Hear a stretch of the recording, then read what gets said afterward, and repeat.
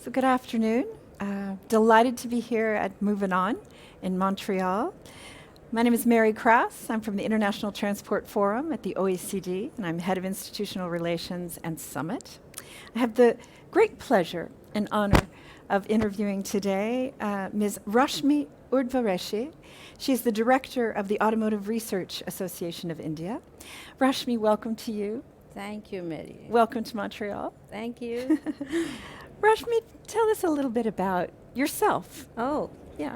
well, I'm a graduate engineer, did post-graduation in electronics engineering, and started my career as a young engineer in ARI itself, Automotive Research Association of India. That was way back in 1983. So with 35 years plus experience in handling automotive industry on one side, Government of India on the other side, and that's where I sit today. I'm the CEO of this institute, so that's what I am. Great. You're an Indian woman. You're the head of an automotive institute that sits between the government and the industry. So you have a very important position, I would say, in overseeing how the government perceives the development of the automobile sector and how the private sector is taking cues from the government and actually probably pushing the government forward in terms of what the priorities are for the sector. Tell us a little bit about the institute itself and what your work is, what your objectives are.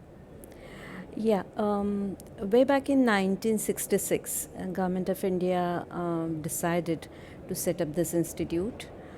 Primary objective was to set up an independent organization that will support the automotive industry in development of products, technology development on one side, Okay. and then of course the mandatory testing and approval on the other side. Okay. And that's how it was formulated. With the support from Government of India, but an independent body. Okay. Got going with the growth of automotive industry. And then of course the research capabilities got added later on. Okay. Initially it was set up as a testing house and then as a research organization. Right. Over last now more than 52 years, it has grown with the automotive industry. And it is very strategically located, placed in terms of policy interventions, giving data to the government in formulating safety and emission regulations. Also, one more aspect which is there is later on got developed is skill development. Skill development. Okay. Yeah, automotive skill is something which is which needs to be created with a lot of efforts. So that role additionally got added. So that's how we are. It's an institute located in Pune, which is near Mumbai, in the hub of automotive industry, and with an excellent manpower resource of 750 plus. Okay. Engineers. We have various laboratories, each one focused on areas of expertise, including emissions, safety, crash, and so on and so forth. Okay. So that's how area works. In terms of the research agenda that you work to, do you mostly take inspiration from the policy agenda that is set out by the government?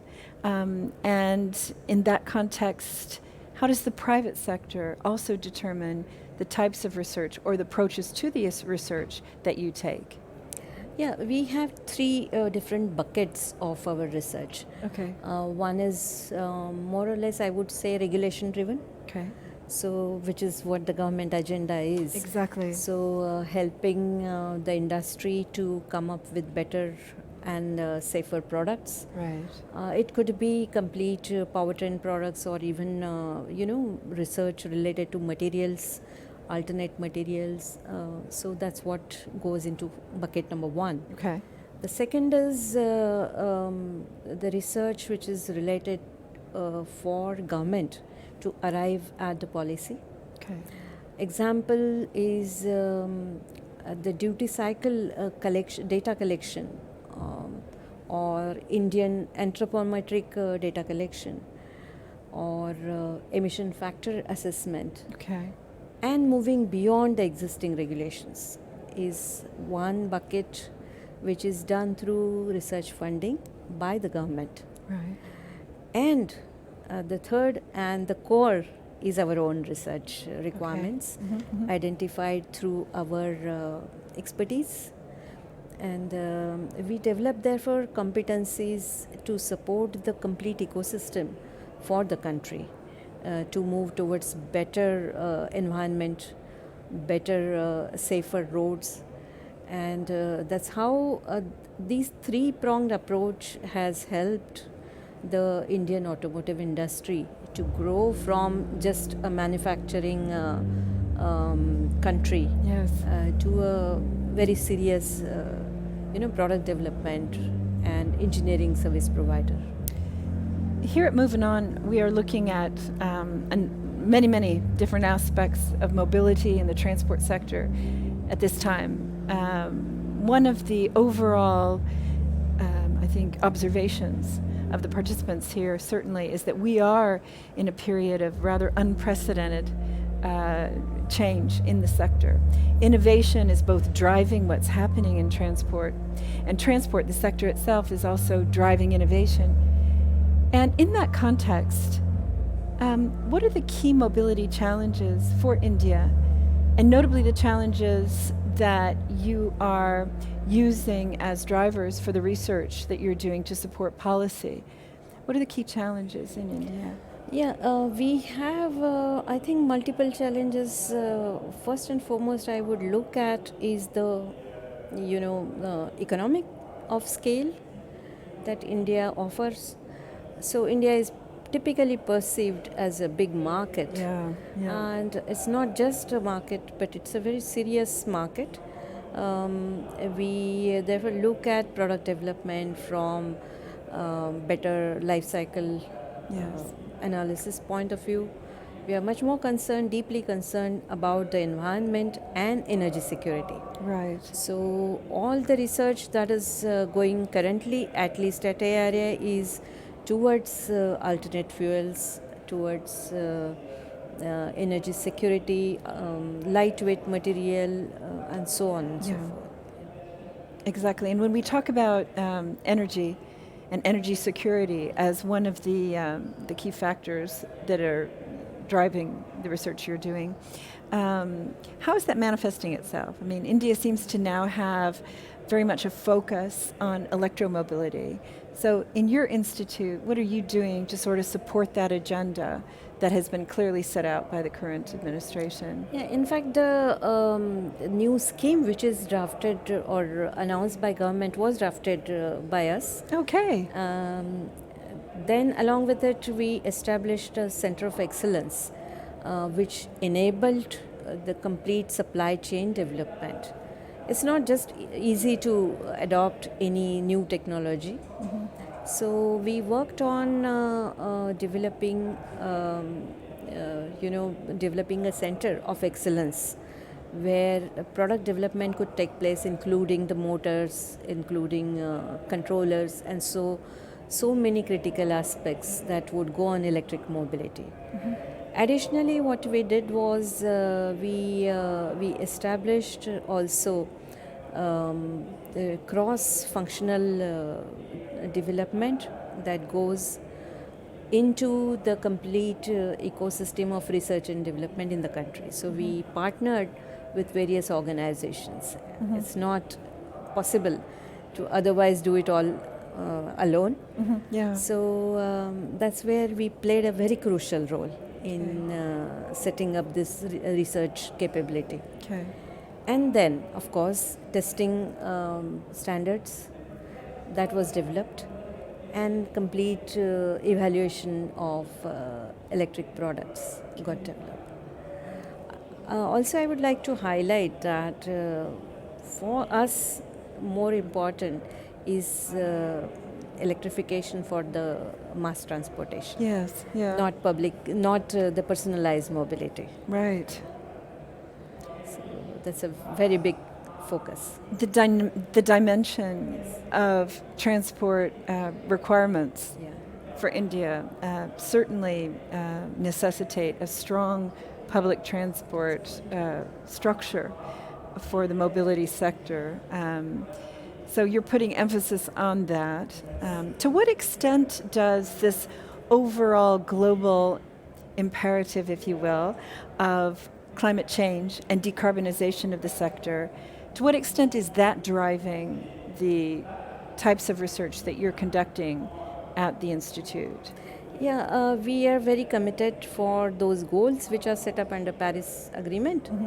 And as a part of that, moving towards skipping the Euro 5 equivalent regulation in the Yes, country. yes. So we directly moved from Euro 4 equivalent to Euro 6. Okay, so you're jumping the... We are jumping one step, which has resulted into a big rush for quick development cycles, ready to market those products.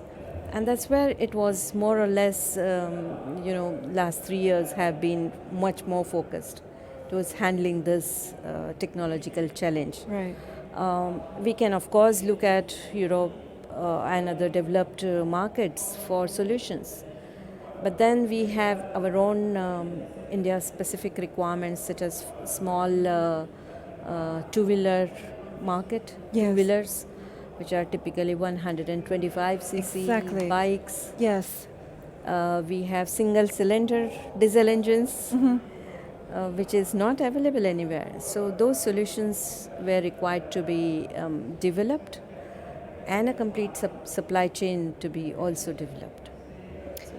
And the electric three-wheelers, this is one of the big priorities. That's also one of the big priorities. Priorities. And therefore, some solutions such as swappable batteries, that is being worked out. Okay. So multiple things happening. Yeah. Very exciting times. Great. And what about the safety agenda? What about the road safety agenda? Well, that is something which is, when I talk about it, if you look at the data, it's very disheartening, because Indian roads and the rest of the infrastructure has not grown to that extent. Right. So on one side we have improved vehicles, but on the other side the infrastructure is not yet ready. So that's a big challenge. Of course, efforts are being done through a scheme called Smart Cities. Yes. Where at least on urban areas where there is a predictability, there is a better solution emerging out on safety. And of course, highways is another big improvement is happening, and big commitment and infrastructure development happening there. Right. Okay. So decarbonization, safety. Are there other issues that are motivating your research right now? Yes, energy security is a big challenge. It's a big national challenge. So we are therefore working on a technology agnostic approach. Okay. Yes. So all solutions, including biodiesel, ethanol, methanol, all solutions are worked out. They are technically evaluated and then put up for the market to accept it. Right. So that's what is being done. Okay. We also have a very successful experiment which was done to do a fleet conversion of entire mass transportation in Delhi into CNG, that is compressed natural gas, which is a very successful experiment. So the entire backwards integration into regulating that sector, bringing it on road, and then making a successful demonstration of this technology was done, and that gave us a lot of opportunity to handle other fuels much more effectively. and that's where we are now moving towards. Great. So decarbonization, safety, Yeah. and energy security, three big topics that your research institute is Yes, working on. working. At a venue like Movin'On, when you come to share the experience that you're having in India with your research. What do you hope to glean from this experience here at Movin'On in terms of the wide range of experience that's being shared here? It's a wonderful experience. What I also came in here is to put forth very clearly India's viewpoint, India's opportunities to Yeah. emerge out as a good engineering solution providing country. We know our problems. Yeah. That's Yeah. a very big step. Yes. Knowing the problems and working towards it. That's the first step, isn't it? First step. And so often it isn't the case. We have to understand what the challenges are. Yes, yeah.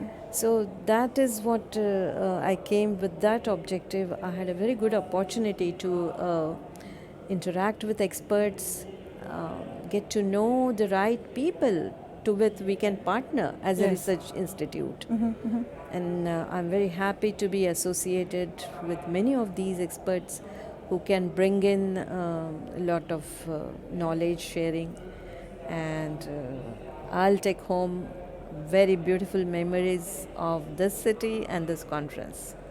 Thank you so much. Rashmi Urdhwareshe. It's been a pleasure to talk Pleasure. with you and to share with you a little bit today. And safe travels home. Thank you so much. Great.